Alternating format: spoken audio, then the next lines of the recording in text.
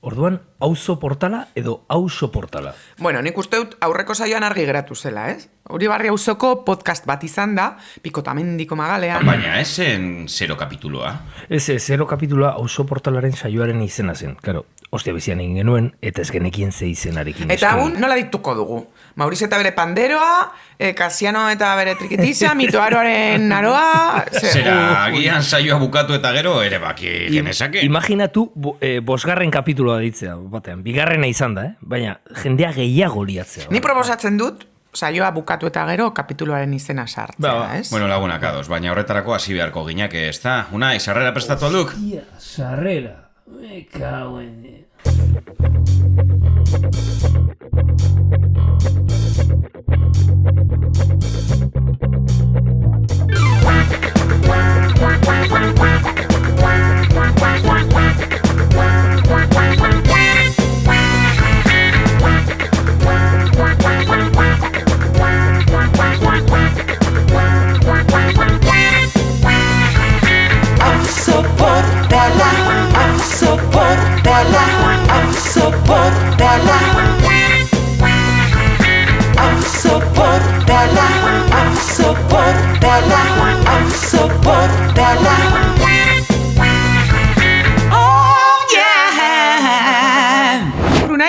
Zer garriko diguzu? Gaur berriz ere, musika munduan sartuko naiz eta oso gauza komplexua, baina aldi berean oso ohikoa ekartzen dizuet. Zer dinozu, ba?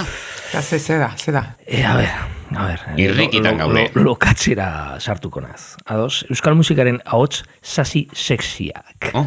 Ai, ene, bada. Ez dakit, gustatuko zaidan, Eskerrak kuka hemen ez dagoela. Hau da, pertsonaia sexia izateko ahotsa impostatzen duten barkatu euskal musikariak. Krunerra hitza ekartzen dut. Bai. Vale? Kruner hitza. Beti existitu egin dira krunerrak, baina beti ez, bero 30 hamarkadatik aurrera bai. Hau bete hortz geratu naiz Krunerrekin. Baina Kruner zeda jaki motaren bat, gantzito... Freddy Kruner. Zer da Krunerra? Bueno, ingelesesko to krun aditzetik dator, kantatzeko modu leun eta susurlatua adierazten duena, ahotsa proiektatu gabe. Oh yeah! Osea, ahotsa asko ez proiektatu gabe. Zer esan nahi duzu... Termino hori, ezaugarri horiek baliatzen dituen abeslari bakarlari bati aplikatzen zaio. Orokorrean ez, gehienetan eguneko gizona. Zentzu mugatuagoan, kruner bat baritono tesitura duen gizonezko abeslari bat izango litzateke Frank Sinatra, bai. Tony Bennett edo Bing Crosby bezala, bale? Bill Cosby? Ez, Bing Crosby. bai, hostia. Bueno, osea, falta zitzaiona. Bill Cosby.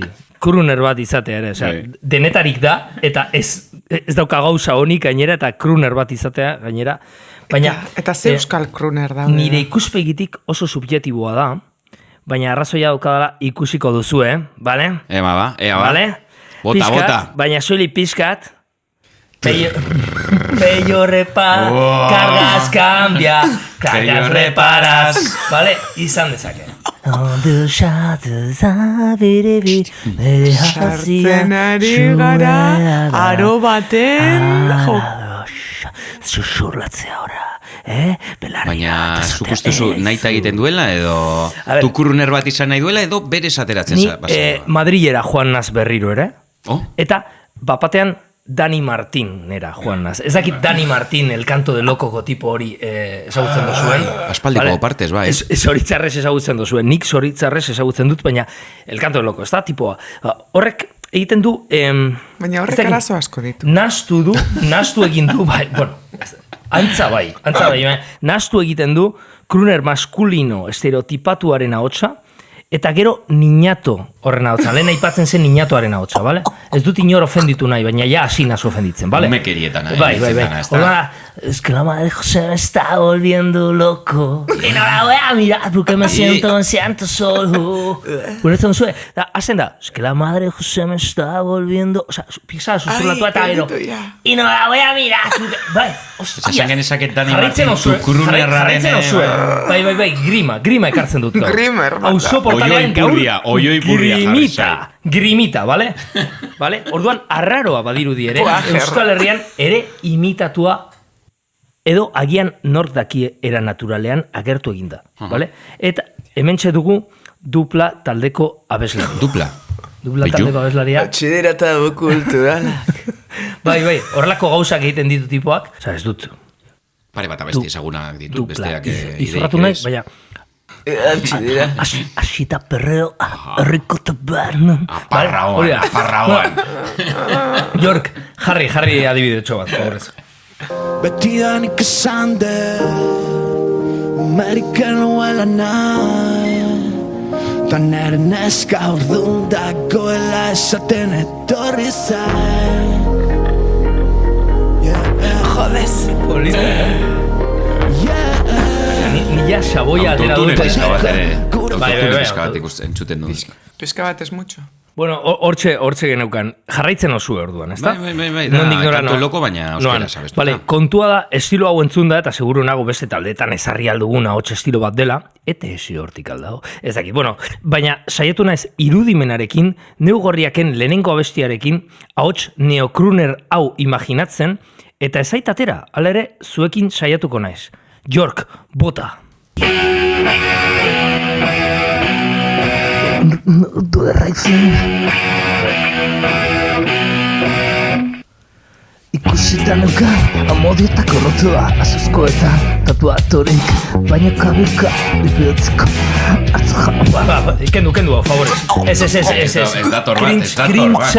Barkatu. Kringea ekarri dut zuentzat, hau da, barkatu, krunera hotxa zulik erritmo zehatz batzuekin, melodia zehatz batekin edo, zaretik ez, entzule kopuru zehatz batekin, ondo datorkion estilo bat da, baina negu gorriak taldearekin, mito bat jauziko litzateke. Ezinezkoa da. Eta suposatze dut jendeak gustuko izango duela. Baina ez zuen kajatzen. Ikusi duzuena ez bezala? The Cruncher. Bueno, jendeari crunch... Proteina dura. Nik nahiago dut, nik crunch bat jango dut, baina... gozoki dendetan, The Cruncher. Nik gauza bat egingo dut. Crunch bat jan, eta kruner bat jan. Albidean.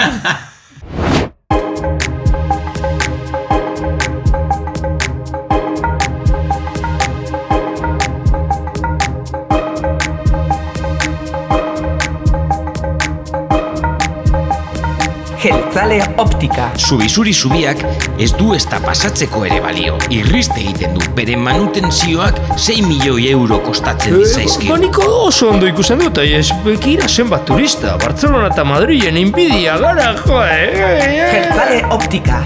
Uribarriko auzoan geroz eta etxe bizitza turistiko gehiago daude. Horri Kastainozen egin nahi dituzten hotel berriak gehitzen baditugu, azkenean auzotik joan egingo gara. Baniko oso ondo ikusten dut, iriari emoten dioten ospea eta dirua ze.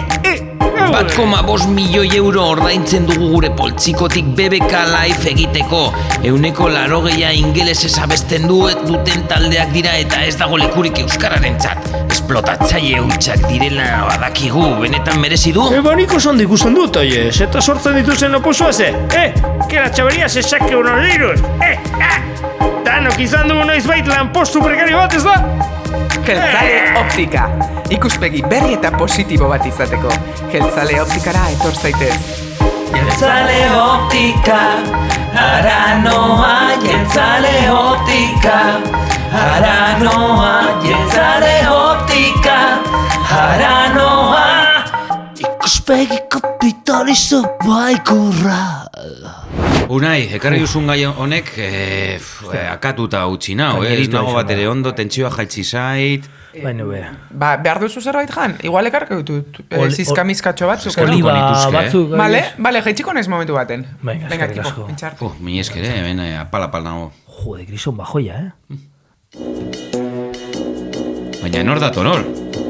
Hau, pai, eskerrak orain datorrela, zen saioan. Cariño! Hombre, Kuka! Kaixo! Haupa, Kuka! Momentu honean etorri zara. Ez duzu ikusi eskaileretan eukene? Keba, ez? Bera oinezko itxiko zen eta ni iko gaiuan gora. Ongi, etorri, kuka, zer dakartzezu, Ai, ba, gaur ekarri dizuetolako informazio garrantzitsu bat, niretzat senyora moduan, senyora gomendio potente bat. Izan ere jende askok, nire inguruan, egiten duena izaten da, bere etorkizunari buruz informazio eukitzeko, edo bere egoerari buruz, joan egiten da, eskua irakurtzera. Bai. Ez? Edo batzutan ere, kafearen poso edo oiek irakurtze dituzte, ez da? Ikuskarietara joaten dira, ez? Edo kartak agian, ez da? Eta nik badaukat beste zerbait. Carpe diem honetan ere, garrantzizkoa da. Ez etorkizunari buruz jakitea, eta nik beste metodo bat daukat. Eta gomendatu nahi dizuet, metodo hori jarraitzea. Izan ere badago zerbait, gure bizitzaren orainaren inguruan, bai? Bai, garrantzitsuagoa da, orainari buruz jakitea, etorkizunean zelan egongo garen jakiteko, edo gure etorkizunare jabe izateko, ez da, kariñoz? Interesgarria, bai. Orain zelan zaudeten jakiteko, zuen kakak begiratzeko... Baina, zer dinosu, kuka? Erdaztana, baina bueno, ze arazo dituzu, Eskatologikuka etorri da. Ai, benetan, gero beste gauza batzuentzako, seguro kotxino batzuk esaretela. Izan ere... Harrapatu nauzu. Bai. Kakek informazio asko ematen digute gure bizitzaren inguruan, eta entzun behar ditugu. Ikusi, behatu, eta analizatu behar ditugu gure kakamokordoak. Venga, bota, zentzu guztietan, bota. Horretarako esan nahi dizuet, badagoela eskala bat, Bristol eskala deiturikoa. Unibertsitate batek egindakoa, Bai, Bristoleko oso ondo, Fontxo, zuk ikasi duzu, Intelektual bat da, Fontxo, intelektual. Bai, 1987an, publikatu zuten gainera, eta bi jauntxok edo, deskubritu zuten, seguramente horri biriko zen beste emakume bat, baina haiek eman zioten izena, eta bertan batetik 7 katalogatzen dituzte gure kakabotak. Zue jartzen baldin baduzue Bristol eskala, agertuko zeizue, bai?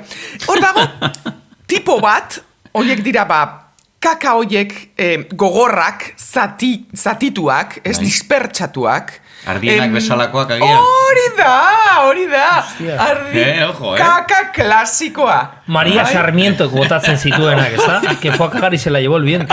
4 bolitas dejó. Kortxo zatiak izango balira bezala hor, benetan, maravillosoak diren horiek. Hor, gaina normalean flotante geratzen dira, ez da? Horiek daunde, tipo bat bezala, eta gero tipo 7, beste aldea, dauka guztiz kontrakoa. Guztiz akuosoa.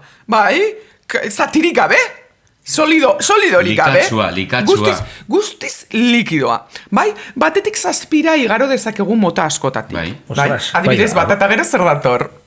Bia, suposatzen dut. Oso, no! Diskalkulia daukat, baina zen beste. Hori da. Eta bertan dago, saltxitxa formakoa da, baina nolabaiteko grumozidade bat dauka, eta zati desberdinetaz osatuta dagoen saltxitxa bat da.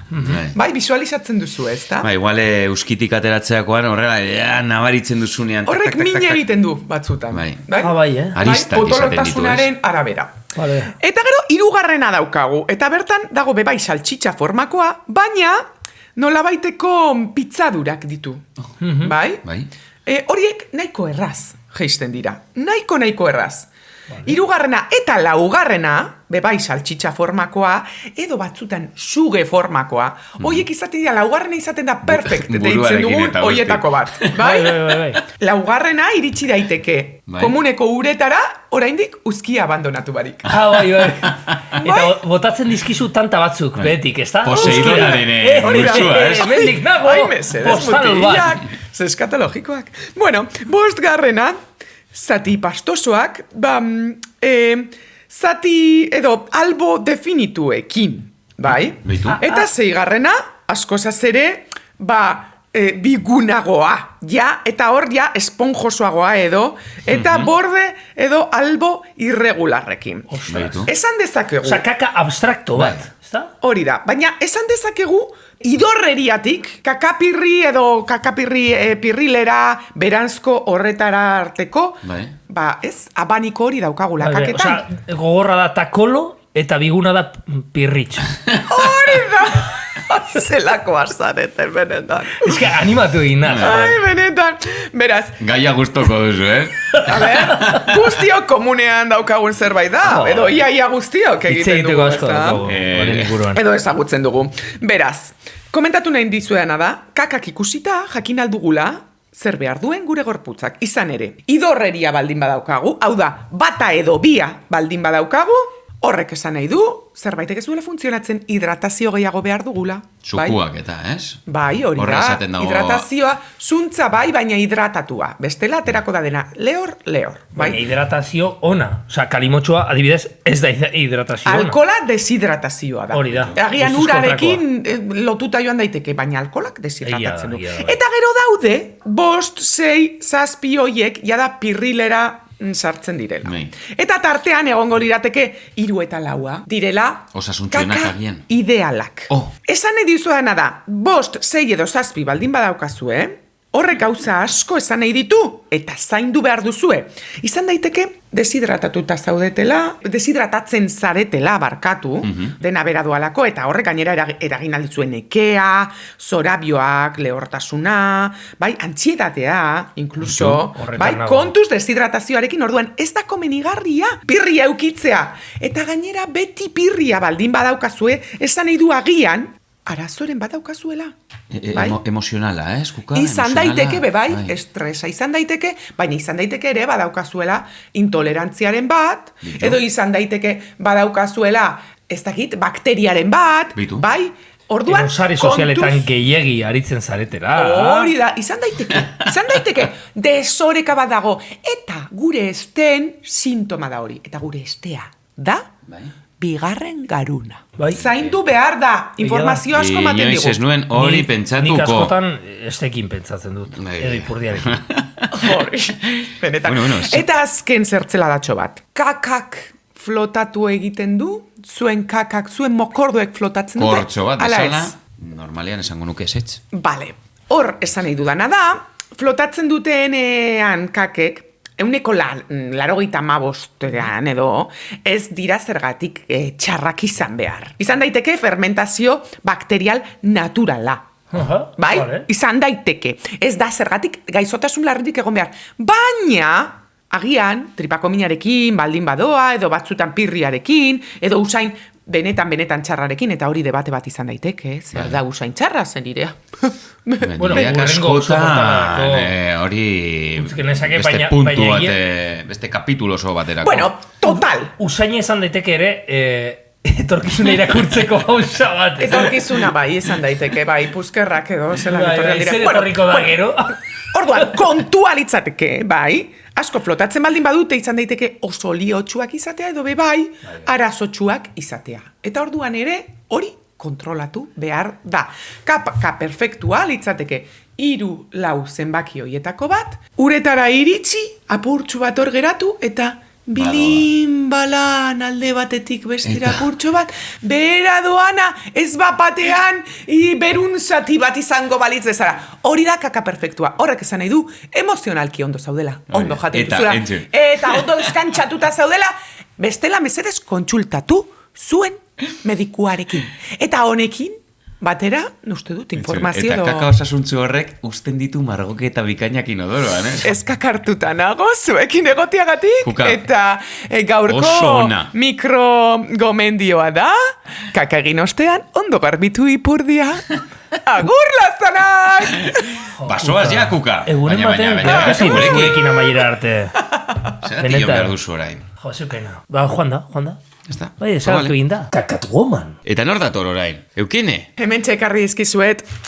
Goseak nintzen. Hemen txe. Kipazo. Oliuak. Baina horiz dira hori babeltzak. Joe, ardien kakak dira. Bekago la ordia. Jauren kaka ikuste dut leku guztietatik ba. Eta pepe hauek ere, eta frutu lehor hauek, beitu, hauek oso onak dira, Fibra handia daukate. Lakasitos gainera larrosak, eseak eskatzen dituenak bezala, kamerinoetan. Bakarri lakasitos larrosak. Horlakoak dira, eskerrik asko Eukene. Kukak ez du erretenitzen gaur egun. Uskiarina dauka. Ez, kukak dena botatzen du, eta horrekin geratzen zara. Bueno, ekipo, pizkatxu bat arrarotxo zaudete, venga, pasatuko dugu urrengo atalera. Bueno, Fontxo, venga, kuñita bat. Eman ba. Ongi bizi nahi alduzu? Jendarte guztiaren oneritzi eta eskerrona izan nahi alduzu? Eskuntzador. Etor zaitez gurekin lanpostu privilegiatuenera. Lasaitasuna, presio sozialik eza eta burokrazia izpirik ez. Ondo biziko zara. Eskuntzador. Guztion inbidia izango zara. Nik magisteritza ikasiko dut. Eta nik kapa eta ondo bizitzera. Eskuntzador, ezingo zara kexatu.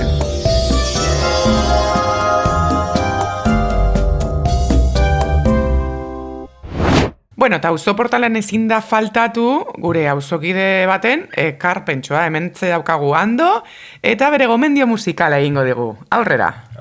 Kaixo, auzokideak, zer moduz? Bueno, hemen Ando nauzue. Eta bueno, hemendik aurrera saiatuko naiz euskal musikaren pildora batzuk zuei helarazten, bale? Edo bitxikeriren bat, edo disko berriren bat, edo abestiren bat, edo danalakoa. Bueno, eta saiatuko naiz gaurkotasuna izatea, euskaldunak izateak, mistoak izatea, eta, bueno, alba da gaztei ere ematea leku gehiago, edo hain ezagunak ez diren taldei bere lekua emoten. Eta, bueno, hasteko Nasker taldea aukeratu dut. Nasker taldea, Atarrabiako talde gaztetxoa da, 2022an sortu ziren, eta Nasker hitza, neska eta aske hitzen jokoetatik dator. Beraiek Ainoa, Jone, Nerea, Aritz eta Karmele dira. Pop rocka jotzen dute, baina baita ere toke ilun bat daukate eta post-punkatik ere edaten dutela esaten dute. Eta bueno, esan behar da, pasaden urtean, 2024an, Matxenia 2 izeneko diska kaleratu zutela. Eta bertan, bidelagun deituriko abestiarekin arrakasta izan zuten, eta orduan horrek eman zion kontzertu gehiago egiteari, ez? Eta aurten, 2025an atera dute diska berri bat. Nori jarriko dizkiozu gure abestiak galdera moduan. Eta bueno, esan behar dugu, diska honetan, aurreko diskari konparatuz musikak beste tratamendu berezi bat dauka. Askoz ere landuago eta bitxiago eta helduago esango nuke. Bai ahotsaren tratamenduan, bai gitarrak eta batez ere teklatuak. Teklatuak kriston presentzia daukatelako. Eta bueno, diska honetan aukeratuko dut Elizondo abestia zuentzako auzoarentzat eta Euskal Herri osoarentzat. Honegin kuadrilla, musu bat guztioi. Aio, aupa Uribarri!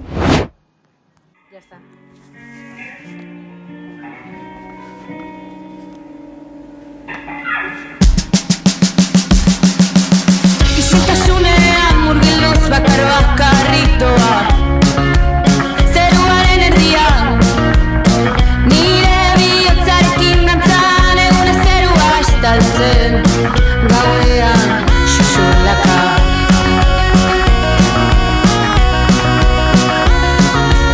zure izpiak nire barrenean saltoka doaz tauparen ametxan nire eskin zatozen esan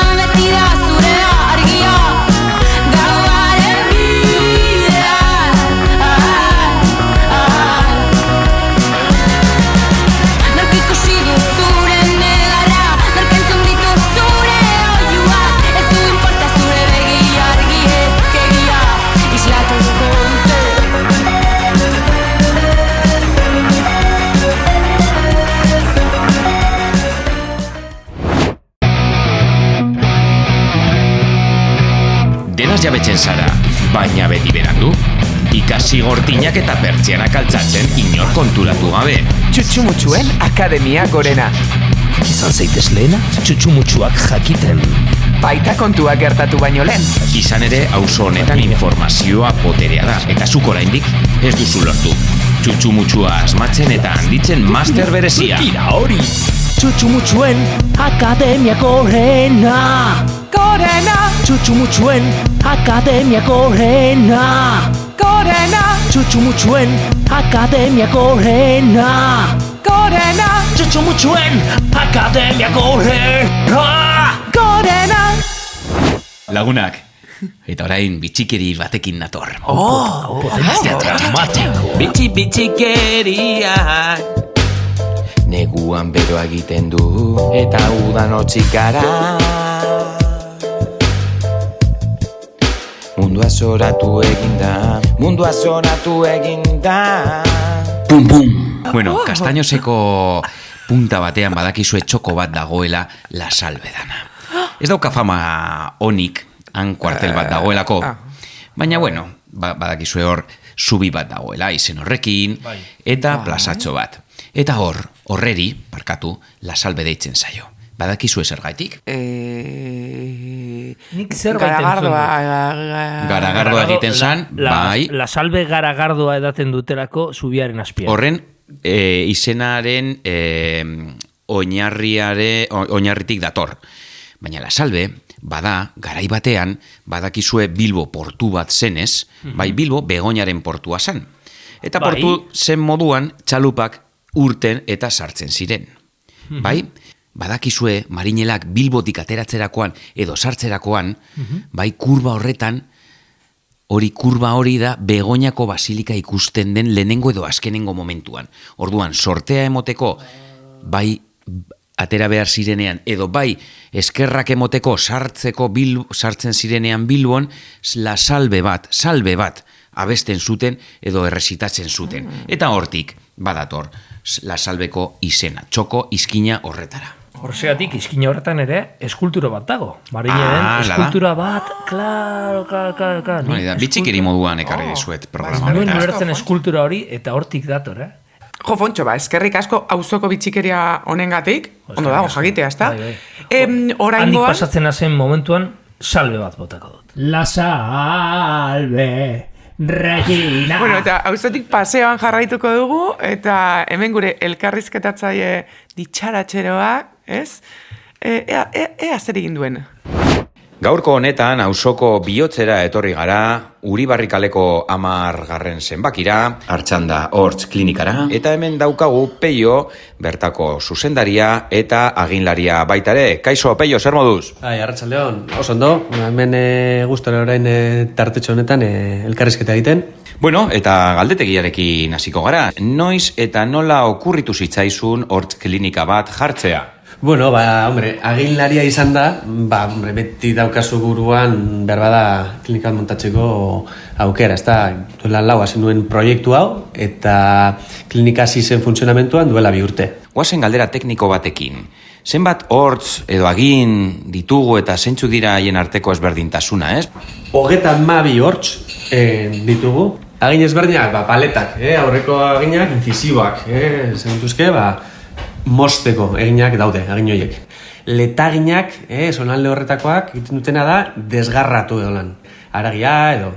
Eta txeko aginak, matraia aginak edo aginak, hori dira aginik garrantzitsuenak mastikazioarako, eta trituratu egiten dute, eta horrazten da digestioa. Bai, ondo murtsikatzeko, ezta? Hori murtsikatzeko, bai. Bai, eta vampiroen hortz egiturari buruz, zer esan diezakeguzu? Noski, vampiroek behar dutena da, odolatara, eta horretarako, oberena da, olako letagin luze batzuk, odola ondo zurrupatzeko. Eta inoiz vampirorik izan duzue bezero moduan Artxanda klinikan? Bitu, barri egin duzu, baina eskatu dizkidate vampiroen letaginak. Eta egin ditugu, eta gira oso ondo geratu ziren, bat tatuaje munduarekin relazionatutako gauzetan, ez da? Hurrengo galdera. Bezero asko, beldur, fobia edo filiaren batekin hurbilduko dira klinikara. Osoikoa da, pertsonek beldurra aukitzea edo, gitzen ez apurtxuet, ansiedadea odontologiari. Gainera oso ulergarria da, antxina odontologia nahiko gogorra zen. Konsultak ziren, non daukazu mina, agin honik enduko dut. Gaur egun odontologia zentro batera joatea, ez du emon behar, inongo ansiedarik. Ez joateak emomen aldu. Bai, porque garai bateko filmetan beti ikusi izan dugu aginen bat atera behar zutenean, whisky edo alako destilatutako alkoholen bat edaten zutela. Zuek ere praktikatzen duzue, mueble bar bat daukazuen menatzean? Horainik ez. Beste gauza batzu ditugu, baina mueble barra ez.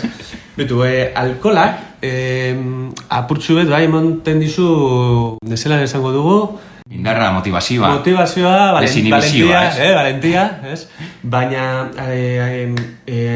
antikoagulante bada. Asko edaten baduzu, odol gehiago aterako duzu. Antxuleak, kontutan izan, ez etorri moskor, aginetako zirugia bat egin behar baldin baduzu, Eta noizbait animalia bat bezero bezala tratatu behar izan duzu? Bitu,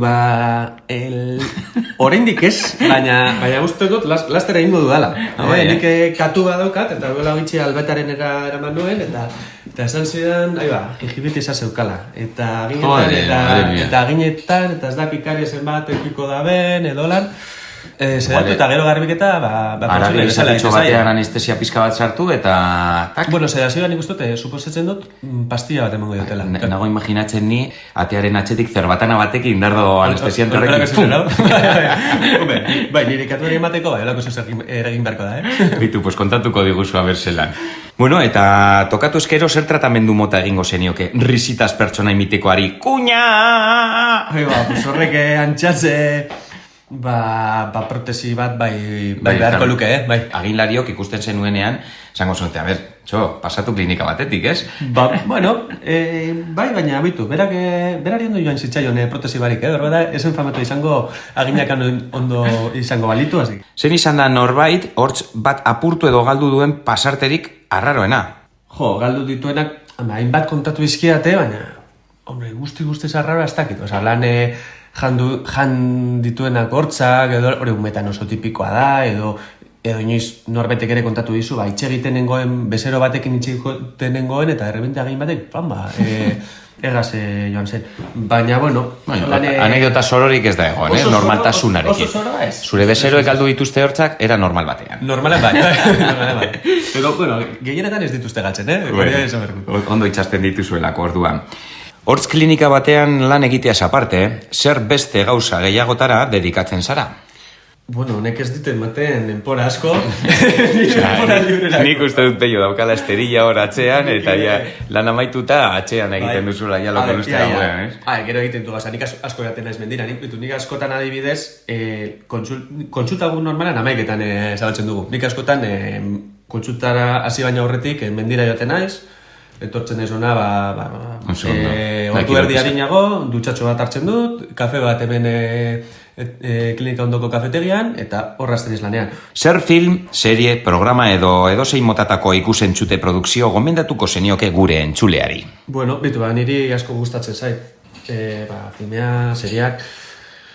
Ni serien aldetik, jende guztiari gomendatzen diot, The Wire, deitutako... The Wire, bai. Guzti zora dutzen zait, eta gainera ez da, entretenigarria ez da esa parte, oso kritika sozial ona da, eta oso ondo eginda dago serie hori.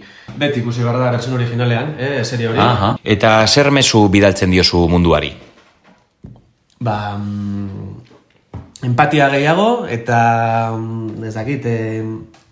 Zelan da, berekotasun, egoismo apurba gutxiago, euki berko genuke danok, baina batez ere mundua gobernatzen daudenek, batez ere aiei. Eta orain elkarrizketa amaitzeko pare bat ziste kontatuko dizkizut, ea gustoko dituzun.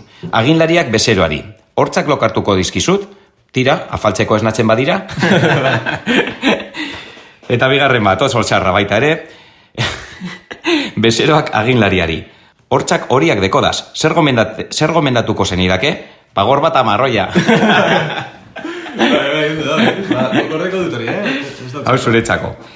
Pues eskerrik asko Peio, Artxanda Hortz klinikatik agurtzen gara, eskertzea gure auzoko komertzianteari dedikatutako denbora, eta badakizue, hemen zuen zai egongo dira. Eskerrik asko zuei. Bueno, eta hemen auzoan oso auzotarrak gara, oso barrionalistak. Eta hemen egiten ditugu guk, gure eventuak, behin eta berriz, behin eta berriz. Eta elkarrizketa bat daukagu horren inguruan ere, ez da? Merkatu baten. Norbait joan zen, merkatuan erosketak egitera, eta bide batez, bertako jendea elkarrizketatu zuen. Entzuko dugu. Uribarriko eskoletako kanpara jeitsi gara, auzolan elkarteak, auzokabarri artisau azoka, urtero bezala antolatu egin duelako. Eta bertan artisau postuen arduradunekin pizka bat hitz egingo dugu aber zelan doakien eguna. Enpoderatuaken postura etorri gara, auzoko lau neskek jarri duten postura, eta bertan artesania, artisaua ikusi dezakegu, haiek egindakoa, eta euren etxetik ekarritako liburuak. Zelan ikusten duezue giroa, zelan dago jendea? Ondo oso pozik ikusi dugu, adin guztietako jendea etorri da erostera, eta oso pozik gaude. Eta hemen gaude Naiararekin ni naiz postuan, poltsoak eta bitxiak saltzen dituela. Zelan ikusten duzu aurtengo merkatua Uribarrin? Egia esan oso ondo ikusten dut, bigarren aldiz natorrela eta oso pozik. Ambiente oso ona, Gipuzkoatik gatoz eta earki, primeran. Hemen daukagu depe, postuak ikusten, auzoko laguna. Zelan ikusten duzu aurtengo auzokabarri azoka? Super ondo, postu asko daude eta gainera eguraldi onarekin, así que goiza pasatzeko super plan bikaina. Antolatzaile batekin bildu gara, auzolan elkartetik, nerea dugu hemen, zergaitik antolatzen duzue azoka hau auzoan? Daramatzagu ja 3-4 urte hau egiten, azkenean auzoko artisauei lekua emateko eta auzoari bebai bizitza apurtu bat emateko. Eta topatu dugu Maukaren logotipoaren diseinua egin duen artista. Bera, Maria da Marri Marraskikoa. Zelan ikusten duzu, Maria, aurtengo merkatua? Giro superona, jende pila hurbildu da auzora eta oso gustora gauz hemen. Anekdotarik? Txokolate dago super goxo, beti bezala. Pues eskerrik asko, Maria. Venga, zuri.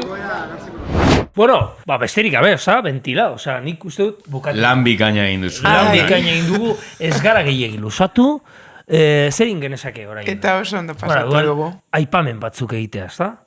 Adibidez. Alde batetik, Mauka. Vale? Mauka... Euskaltzalen topalekoa. Mauka Euskaraz barra Mauka Euskaraz barra Vale, eskerrik asko Mauka beti hor egoteagatik, espiritualki. Gure sponsorra. Hori da. Eta gure elbide elektronikoa. Gustoko izan baldin baduzue, edo ez gustokoa, eta iradokizunik izatekotan, idatzi dezakezue posta elektroniko honetara. auzoportala.podcast@gmail.com. Eta podcast karekin. Hori da. Errepikatu dezakezu? Nobita!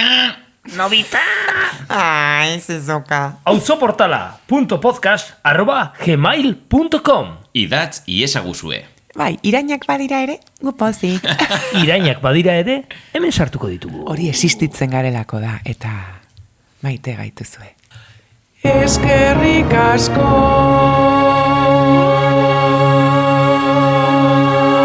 Regoteagatik. Bedenkatuak.